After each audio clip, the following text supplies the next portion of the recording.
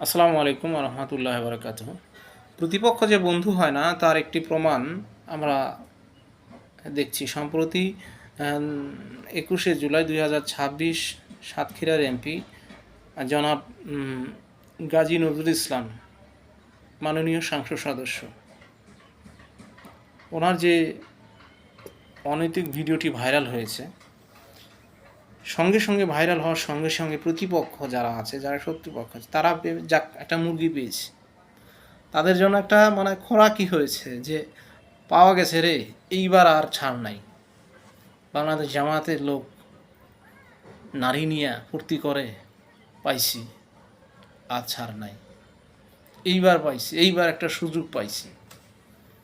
শত্রুপক্ষ বা প্রতিপক্ষ চাই বলি, এটা তো স্বাভাবিক। আমি বলেছি, এর আগের ভিডিওতে বলেছি যে প্রতিপক্ষ বা শত্রু কখনো বন্ধু হয় না, আপনাকে সুযোগ পেলে ঘাপটি দিয়ে ধরবে। এই জন্য আপনাকে প্রতিটি পা, প্রতিটি ধাপ গনে গনে ফেলতে হবে। আপনি যদি প্রতিটি ধাপ গনে গনে না ফেলতে পারেন, তাহলে আপনি ধরা খাবেন।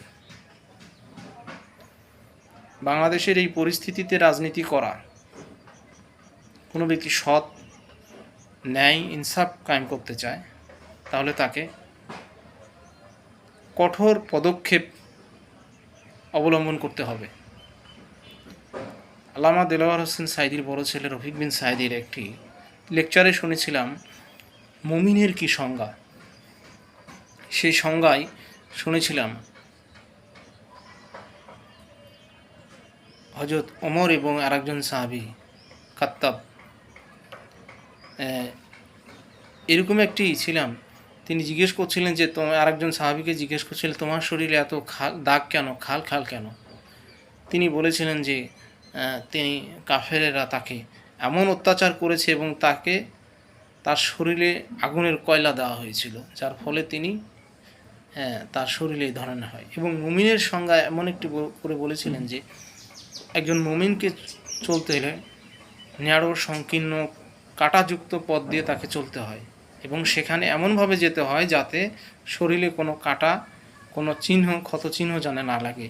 নিজেকে কঠোর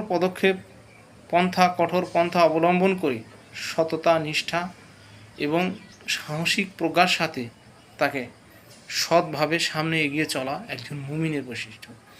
এটা আরও আছে অনেক কিছু। আমি বলতে চাচ্ছি, একজন রাজনৈতিক যদি আপনার প্রজ্ঞা না থাকে, তাহলে এই বাংলাদেশে আপনি রাজনীতি করতে পারবেন না। বাংলাদেশে এখন সবচেয়ে বড় অস্ত্র হচ্ছে মিডিয়া।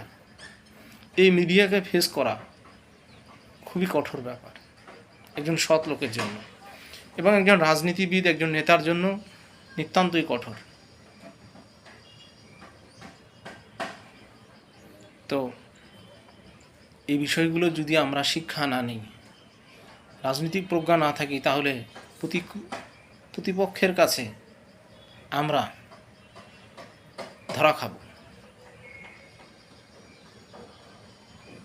কাজেই রাজনীতি করতে গেলে অনেক কিছু বিষয় মাথায় রাখতে হবে।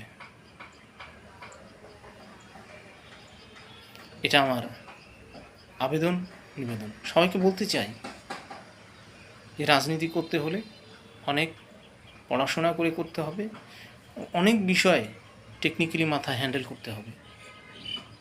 সবচেয়ে বড় কথা, আপনাকে আগাগোড়া সৎ থাকতে হবে, শুধু লেবাসে নয়। আসসালামু আলাইকুম রহমতুল্লাহ।